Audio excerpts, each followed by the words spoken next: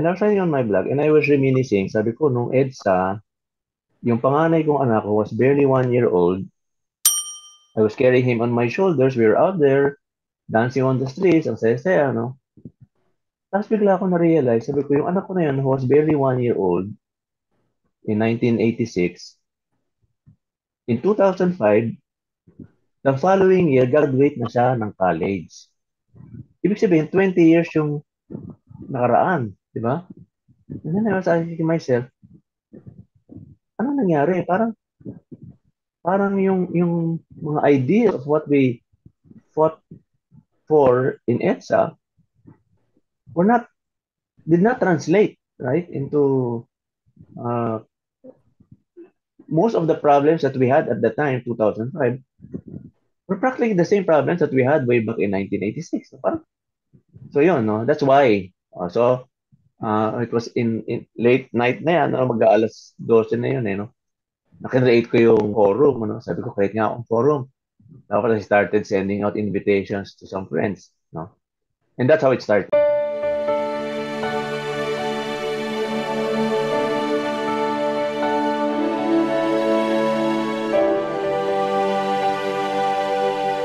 Hello, everyone, and good day. My name is Rich Cruz, and welcome to the Season 19, Episode 7 of The Leader's Edge.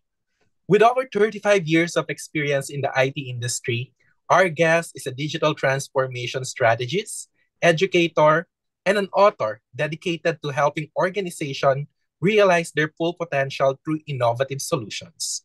He developed the Davidic Growth Paradigm, a framework that supports organizations in their digital transformation.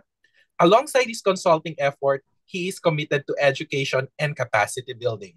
He also authored the book Ang Bagong Pinoy, which we'll talk more about later, further emphasizing his dedication to knowledge sharing and empowerment. Everyone, let's welcome Ernesto Baidon, or simply Boogie. Hello, Boogie. Hello, Thank you for Rich. Good joining morning. us today. Yeah. Good afternoon. Thanks for having me here. All I right. yeah. I Today we'll really not look be forward to opportunities to share my book, Ang Bagong Pinoy. Yes, thanks, Boogie. Today, yeah, we'll not be talking about the Davidic growth paradigm. This has been shown in our previous episode. So for those of you who weren't able to watch that, please go back to our previous video and go through it and see through it. Okay? So today, in this episode, we'll be talking more, as mentioned by Boogie, about this book called Ang Bagong Pinoy. But before that, for those who haven't know Boogie yet, um, and I want to know more about you also, Boogie. Would you like to give us a background or information about yourself? Share a bit about your background and what you're doing right now. Yeah, well, okay. I'm basically an IT guy. My background is I took up math in college. My undergrad is math from UP, and then I took up my master's in computer science from Ateneo. So I've been basically in the field of IT for the longest time. But I've also been an educator, no?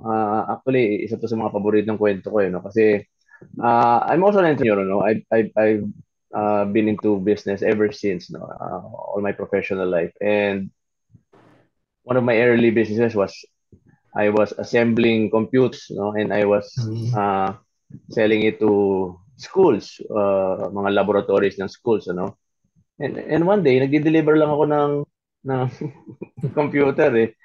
Tapos inalok ako ng dean. Sabi niya, "Sir, gusto mo ba magturo?" And I tried it. And I loved it. I loved it. And it has become my passion ever since, no? So, kumbaga parang kwento na yung pinabili lang ng suka, naging, yeah. If No, opportunity comes, if it's for you, it's really for you. Eh. yeah. So, yun, no? So, I've been an IT educator for 40 years, no? Uh, part-time lang, because I've been in business on the side ever since, no? And later on, I ventured into conducting training. Yun nga, nabanggit nga kanina, no, na in fact, that's what I do now. No, I created this digital transformation framework, and I coach companies on their digital transformation journey. So basically, that's my background. No? Thank you for that, Boogie. And now we're talking about your new book called Ang Bagong Pinoy. Would you like to tell us more about this? What's the central theme of the book?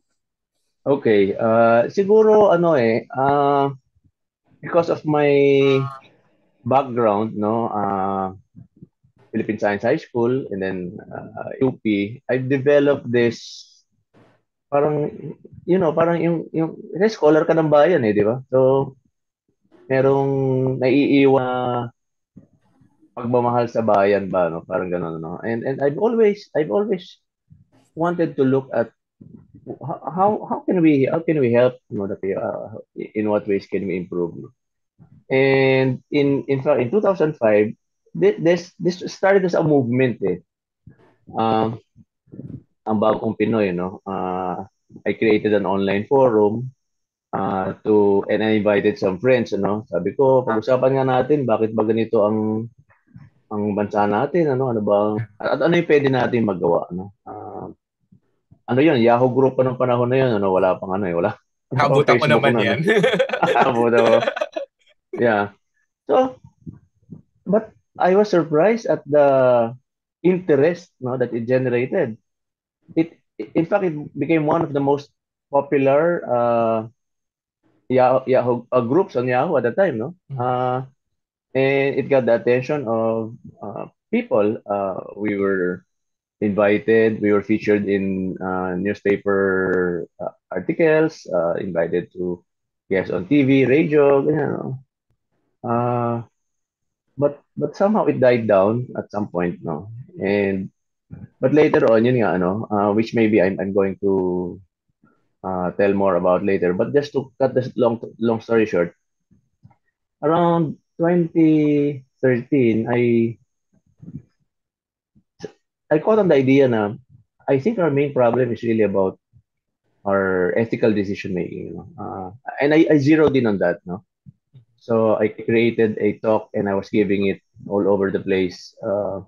Yun nga, yung Ang Bagong Pinoy, an ethical framework for the new Filipino. How do we decide between right and wrong? How do we choose, right? Okay. And by 2014, sabi ko, siguro maganda, sulat ko na lang na libro, no? But it took me a long time, no? It took me a long time. It was only in 2022 that I really felt that urge to finally publish it. No? And so yan, yan ako siguro sa likod ko, no? Yun yung libro. Talagang dinisplay ko dyan, no? Para makita nila. Pero Good. yun yung background. All right. So now, how do you define the term Bagong Pinoy? Why is it significant, do you think, on today's context? Because you mentioned you formulated or created this idea years ago, years back. But now, in the modern context, in the society that we're living now, how would you define ang Bagong Pinoy? Okay, first let me start with with putting it in the context of why the movement was started, and Okay. and how it evolved, no. Nung time kasi na yon, what we were proposing as a general theme was building a better Philippines, one Filipino at a time. Okay? Because the main idea was that, panay ang reklamo natin, panay ang hanap natin ng pagbabago, gusto natin magbago yung gobyerno, gusto natin magbago yung lipunan, no? Umpisa mo natin sa sarili natin, no? Let's start with ourselves. So it's change comes from within, okay? So very very simple naman idea, no? Pero mahirap, right? And in fact, that maybe was the reason why around 2008 the movement fizzled because when we started asking, ah, paano natin gagawin yan? No, we Mhm. couldn't offer a concrete framework around which to wrap it with. Okay. But yun nga, in 2010, I started thinking na maybe we should start on focusing on the way that we make our decisions, no? Especially in the area of ethics, no? Yeah. So, because it's about change and it's about change from within, the bago is not more about newness, but it's about bago as in change. Okay? So, you might say maybe the better term would be ang nagbagong Pinoy, parang gano'n, no? Kaya lang, pangit naman siguro. So, but the bago is not about being new, but about You- being transformed. Mhm. Good. Okay. So, and what do you hope your readers will take away from the book regarding Filipino identity? Okay. Um, it's not really so much about the identity, no, but it's about the character. Okay, it's about the Yeah. character. About the character. What do you want Yeah, probably the yeah. Filipino wants to change will change? Oo. Oo, yun nga, no? What I was trying to argue is that we need to form a clear way on how we decide on whether something that we want to do is right or wrong, no? Parang doon kasi nakita ano eh, yung sometimes, no, meron tayong tendency na parang nagkaroon tayo ng tendency na we do things because it's convenient. It satisfies what we want, no? Mhm. To the point na we justify our actions based on that, no? Parang kumbaga sinasabi natin, hindi, ito yung ano ko, ito yung justification ko, ito yung value na justification ko kung bakit ito yung decision ko, no? Without really thinking whether it's really the right thing to do, no? So kumbaga parang medyo it's more out of convenience, you know. Like parang may smorgasbord diyan na values, ano, tapos ito pipiliin ko, no. Ito kasi this justifies what I want to do, no, without really subjecting it to a deep uh, evaluation or a deep how do you call it, thinking of whether it is really the best right thing to do, parang gano'n, no? Parang gano'n yung idea. And so what I propose in the book is that we should have hierarchy of values, okay, that conforms with our own uh, system of values, right? So it starts from us, no? It starts from being true to ourselves, no? Kasi yun nga eh, no? Parang madaling i-justify eh. Kunyari, sabihin natin, oh, Totoo. yung pakikisama, magandang value ng Pilipino yan, di ba? But it can be abused, right? To the point that maybe that's why we have political dynasties, maybe that's why we have corruption, no? Because of that pakikisama. Yung pagiging wais, okay? Yung maabilidad. We pride ourselves on being wais or maabilidad, no? Pero sabi nga nung isang kaibigan ko, si Early de Guzman, yung founder ng Galing Filipino Movement, yung gulang, naging galing, Mhm. right? Okay? What do you mean by that? Ang classic example ko, traffic. Pag traffic, anong gagawin ng iba? May magka-counterflow. Di Mhm. ba? Ngayon, pag nag-counterflow, di barado na yung traffic. Napunod sa dulo, dahil barado na, anong gagawin ng enforcer? Siyempre, palulusutin na niya, di ba? Correct. Kaya lang, most of the time, ang feeling nung driver na nag-counterflow at pinauna, parang nakaisa siya, di ba? Parang, oy, They think that's traffic, fine. di ka kasi kayo marunong dumiskarte. Ito, wais ako eh. Wais to, di ba? Maabilidad to. Without realizing na nakasakit ka ng kapwa, nakaraggulang ka ng kapwa.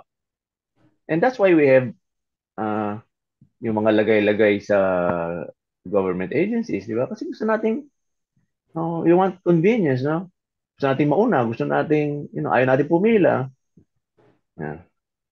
So, yun yung isang basic idea. So, but my proposal is that, well, we have to have a hierarchy of values na kahit tingin natin, pumasa na yung we subject it to something higher until we reach the apex, no? Meron akong 7 sinuggest doon, but I'm not saying that that's the best Yeah. framework, okay? I'm not even saying that it's the only framework, no? But it's a It's a wake-up call. guide. It's a Mm-mm. guide. It's a wake-up call na, oo nga, no? Mas maganda kung meron akong malinaw na mantayan ng pagdedesisyon ko. So you mentioned you identify seven, no? Yeah. So would you like to share with us what are these seven steps so our viewers will be somehow even through this media will understand what are these seven steps? Okay. Well, okay. Actually, nag-start to, no? Kasi nung yun nga, yung yung Ambagong Pinoy, we were trying to define ano ba yung ideal na Pilipino. Mhm. Di ba? Ano yung ulirang Pinoy? So we came up with 7 things, and These are then later Filipino on, traits, no? Filipino traits, yeah. Mhm. And then when I was writing the book, I realized that that could also be the same guide for your hierarchy of values, no? Number one, sinasabi namin, ang ulilang Pilipino ay is a logical thinker, critical thinker. It starts with that, no? Kasi kailangan yun muna, ma-establish yun. Kasi doon pa lang marami ng sablay, no? Marami ng, you know, we're easily swayed, no, by social media, di ba? May nabasa tayo. Hindi man lang kikilatisin, totoo ba to? No, ano ba ang basis nito? Ano ba ang Especially now, sort? nagkalat ang fake news. Oh, yeah, yeah. So it starts there, clearly analyzing, and in fact, in one of the chapters there, there, hindi ko kukwento, no, kasi Yeah. baka hindi na sila bumili ng libro, eh. Just an overview. The joke was about, meron akong binanggit na ah, may pare tsaka si Mayor, ano. So at the end of the joke, pinuntahan ng pare si Mayor, sabi niya, ah, alam mo may problema ka diyan sa bayan, no? Dito sa bayan mo. Maraming nadudulas diyan sa hagdang bato sa bayan. Yeah, okay. Okay. So, ah nag nagtawa si Mayor, no, kasi actually code word 'yon, no? It was a code word for a sin that the people were committing quite often, ano. Tapos na-realize niya, ay, hindi alam ni Father yung code word namin. Okay. So nagtawa. Sabi nung pare, ba, Mayor, nagtawa ka pa. Baka hindi mo alam, yung asawa mo, 3 beses nang nadulas yan sa hagdang bato na yan. Meaning, no, 3 beses na nagkasala yung asawa niya. No? But, okay, in the latter part of the book, in discussing that idea about being logical and critical thinking, I go back to that and then I ask, ano si Mayor, lalaki o babae? Okay. Okay. Now I do this by when I give a talk about ginagawa ko, I give that joke and then sometime later I ask the audience, oh, naalala niyo yung kinuwento ko kanina tungkol kay Mayor at sa asawa niya. Sabi ko, ano si Mayor, lalaki o babae? And surprisingly, or expectedly, people would say, lalaki, babae. Okay? No? And then I drive home the point na, wait, tingnan niyo mabuti, pag-isipan niyo mabuti. That actually reflects a bias. Okay? Yeah. Why? Because Mayor is gender neutral. Asawa is also gender neutral. I did Exactly. not say ano yung gender ni Mayor. And yet, in our minds, we already formed some image ni Mayor. Ay, lalaki si Mayor, babaero. Or something. Sorry. Or babae si Mayor. Or Nakabuo na asawa ko. tayo ng story in the back of Yeah, our mind, yeah, right? yeah, yeah, exactly. Yeah. So that's the first one, no. And it goes through succeeding, like we talk about social competence, we talk about excellence, we talk about integrity, we talk about love of country, and then love of God. Okay? Um, pero may order nga. Now, what do I mean by that? Ibig sabihin, okay, integrity should be higher than excellence. Kung magdidid tayo, we do not decide based on excellence alone, no, yung pursuit of excellence. Sisiguraduhin natin that it conforms to our sense of integrity. Bakit? Kasi pag hindi, ganun, mandada tayo di ba? Dahil gusto ko mag-top sa bar, di ba? Or dahil gusto kong maging number one sa klase. O dahil gusto kong maging number one sa eleksyon. Gusto kong manalo sa eleksyon, di ba? So, mandadaya tayo kasi excellence has been sacrificed uh, against integrity. So yun yung lesson nung nasasabing hindi dapat malinaw sa iyo, no? Na even if you're pursuing excellence, hindi ito dapat masakripisyo Yung sa integrity. integridad mo. Yeah. Yun. That's right. Thank you for sharing that. Pretty much the whole idea of individual change or personal change, have change should really start from the person. Eh. And I Yeah. think with that book, it will be a great guide for them on driving that change. Okay. Um, let's step back a bit. Let's talk about your journey that shaped you to create this book. So you mentioned a while ago it's a movement. How does the movement start? Okay. That was 2000. It was 2005. No? I was writing on my blog. Parang blogspot pa yata anong panahon na yun. And it was on the eve of EDSA, the EDSA revolution. Okay, 2005 ito ah. Uh, and I was writing on my blog and I was reminiscing, sabi ko, nung EDSA, yung panganay kong anak ko was barely 1 year old. I was carrying him on my shoulders. We were out there dancing on the streets. Ang saya-saya, no? Tapos bigla ako na-realize, sabi ko, yung anak ko na yun, who was barely 1 year old in 1986, in 2005, the following year, graduate na siya ng college. Ibig sabihin, 20 years yung nakaraan, di ba? And then I was asking myself, ano nangyari? Parang yung mga idea of what we fought for in EDSA were not did not translate right into uh, most of the problems that we had at the time 2005 were practically the same problems that we had way back in 1986. So yun, no? That's why. It was in late night na yan, no? Mag-aalas 12 na yun, eh, no?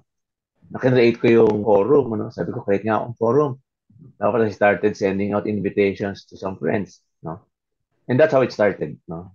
I just opened up the forum with some initial discussion points, questions, and it took on a life own after a while, no? Everyone was contributing, asking questions, discussing, maybe even debating at some point, no? Yun. So that's how it grew. Nice. And now it became a book. And this book, hopefully, our viewers will get it. It's available online, right? And in the different Oh bookstores. yeah. Mhm. Yeah. All right. So, in what ways does Ang Bagong Pinoy address the challenges and opportunities facing by Filipinos today? How do you translate that to this one? Okay. Yung How kasi can it help the society today? uh, naniniwala kasi ako na progress can be anchored on the right ethical values and discipline. No? Kasi at kaya ng Pilipino eh. Kasi bakit pag nasa abroad ang mga Pilipino, nag-excel, True. 'di ba? Ah, tapos they can follow rules. They can exercise that kind of discipline, ano? So, pero bakit dito hindi natin of course maybe it's the environment also, no? Like uh, yun nga, 'di ba kunyari may traffic light na, 'di ba? Kaya lang madalas, 'di ba, merong mag-step in na mga enforcers. They're acting in good faith, no? I would want to believe that, ano? To override the traffic light, ano? Na umaandar pa rin naman, umaandar, no? Ang sinasabi ko nga, sana man lang pag ganun, at least they put it on blinking mode Yeah. or turn it off altogether, no? Kasi sa psychology, meron na tawag na ano eh, cognitive dissonance, 'di ba? Yung parang pag yung nakikita mo hindi nagma-match dun sa na-experience, You'll get nagkaroon confused. you get confused, no? Mhm. To the point na, 'di ba, naging issue to eh dati, no? Sinasabi ng mga bakit daw nagbinibit nila yung red light. Anong sagot ng mga drivers, no? I think mga taxi drivers interview, no? Hindi kasi yung traffic light lang, suggestion lang naman yan eh. Suggestion lang daw. That's how they interpreted it, di ba? So, yun. But I think yun nga, even without that environment, no, of discipline that is being imposed from the outside, we can start with ourselves and improve the discipline from within. No? O, kunyari na lang, tatawid ng karsada. May ano naman may light, di ba? Yung don't walk, walk, then, Yeah. Iba nga may timer na eh. yeah, di ba? So, marami kayong nag-aantay, no? Stop, di ba? Biglang magtatawiran yung iba, kahit stop pa. Ikaw, dahil gusto mong sumunod, may iwan ka. Ang feeling mo pa ngayon, parang, ako ba yung You're being mali? left Di ba? behind. Parang ikaw pa yung mali. Di ba? But if everyone agrees na hindi, stop tayo. Yan. So, mga ganun simpleng bagay. Do you think the government needs to do something also on this? On top of us doing our part or the person doing their part? Kasi I know there are a lot of policies available out there in the government, but the thing there is, I'm not sure, probably they're not really pushing hard to implement it the right way. Alam mo, right after the revolution, panahon ni FBR pa lang, meron nang in-start na moral recovery program. Okay? And all through these years, ang dami ng versions niyan, ang daming variations niyan, no? It's about, moral recovery, instilling discipline. But I don't really know why none of it seems to have succeeded, no? Uh, ano ba yun, Ngaskogon ba talaga tayo na, umpisahan lang, but after a while, you know, wala, di ba? So, but I think government, in that respect, can do something, by making sure that programs like this are implemented consistently and persistently. Okay? Ang problema lang kasi natin dito, and not just about moral recovery program, maraming magandang programa di ba? Kaya lang pag nagpalit ng administrasyon, burado lahat di ba? Down to the LGU levels, right? No, ayaw nila na nasasapa. Gusto nila sila yung bida lagi, di ba? Parang and that's where I think government also has to change, or at least the people in government has to change. And I hope this book reach the government also because if they understand it, they'll follow the same format. It's a change internally, right? Yeah. It will create a ripple effect. So now let's talk about an advice that you can give to young Filipinos trying to navigate their identity in the globalized world through your book. Well, okay. What can they learn from your book, particularly the Gen Z and the millennial right now? I think it's important that we don't have to wait to be in an environment where discipline is forced on us, right? Na parang kumbaga sinasabi, no, pag, di ba yun nga, pag nag-abroad, di ba, parang tumitino tayo, di ba? Bakit kailangan ganon? Di Yun ba? nga yung Bakit? nakakapagtaka, right? When you go Yeah. outside, you follow. Pero when you're here in the country, you don't follow.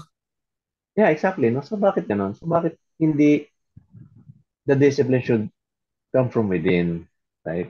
Kasi ano yan eh, values yan eh, di ba? Values yan. So, ano yan eh, it's something that young people should start developing on themselves, in themselves, na hindi ko na antayin na pag nasa isang environment ako na mapupuwersa akong disiplinahin sa sarili. Dapat kahit saan ka mapunta, may disiplina ka na.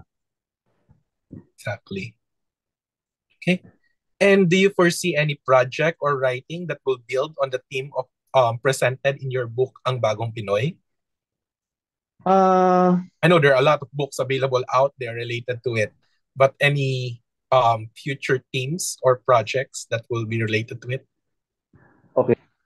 Meron kami inumpisahan na podcast, although medyo nahinto lang, because but we were able to finish one one season, no? Parang ganito yung inyong ano, no?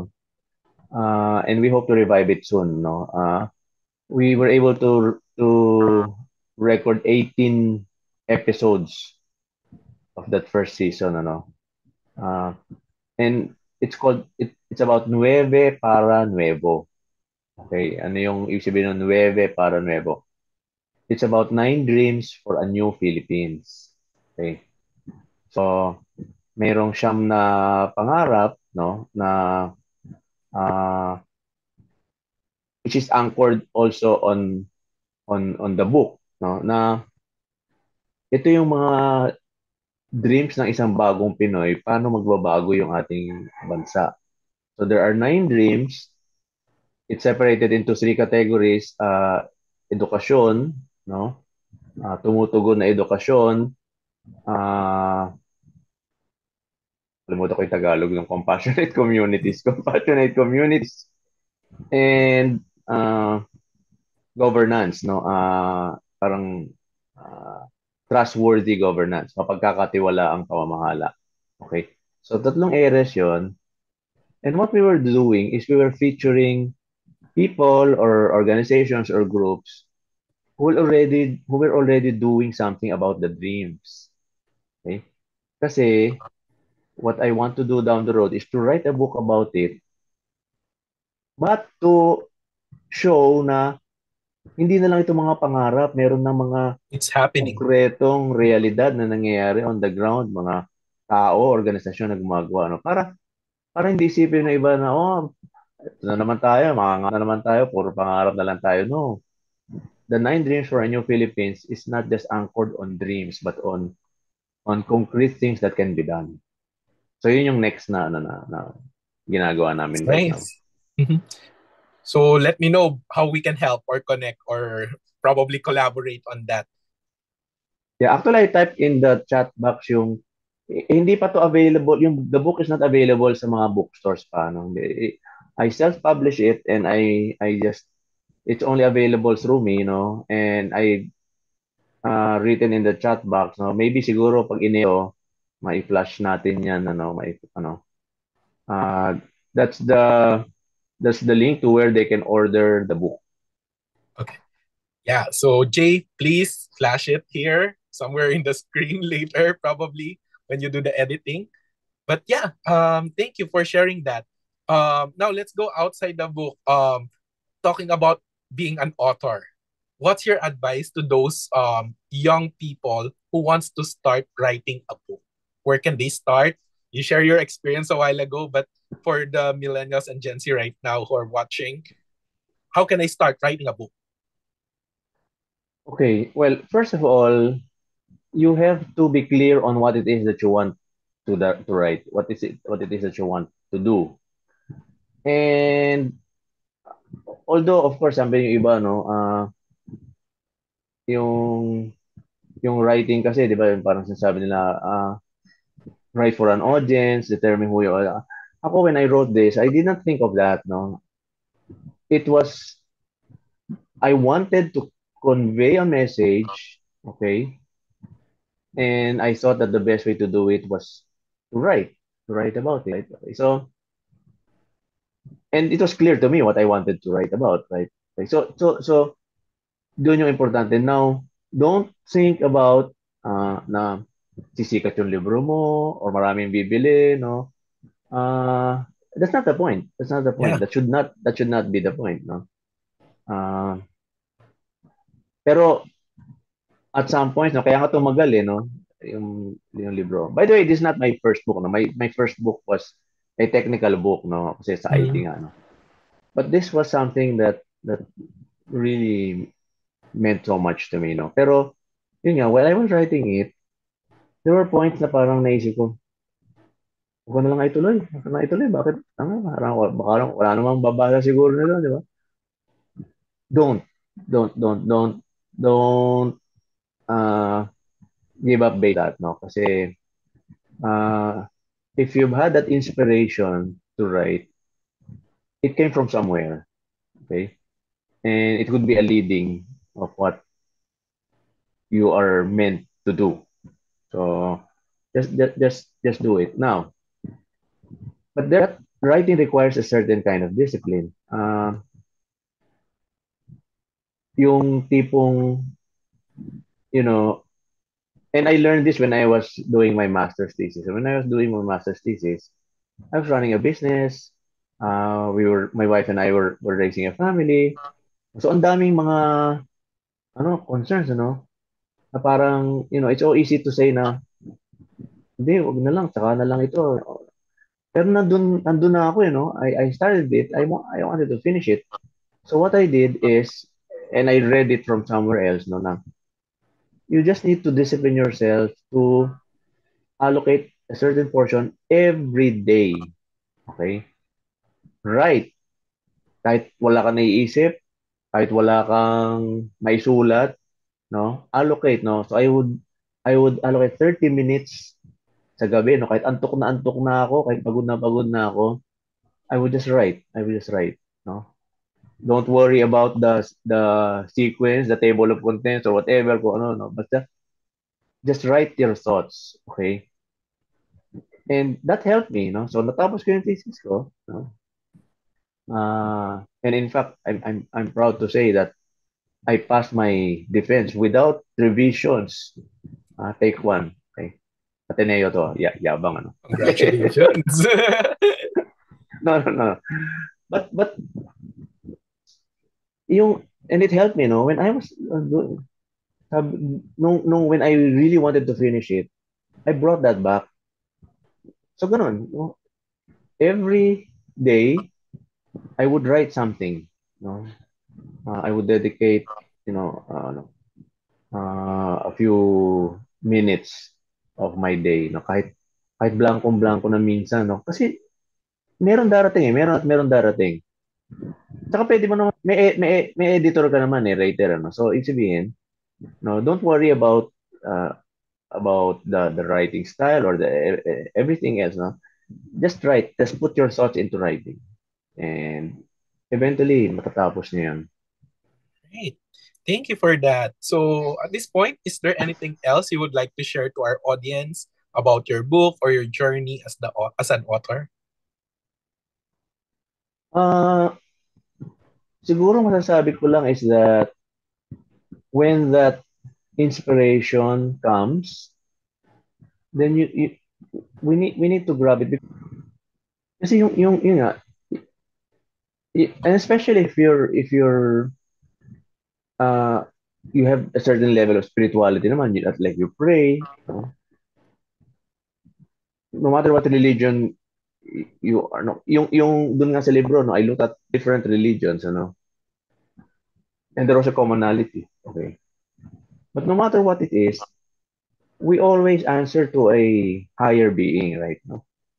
And if you're prayerful enough, sometimes there are inspirations that come to you, no? And so when it comes, just listen to it and grab the opportunity, because you know uh more often than not, it is something that you were really meant to do.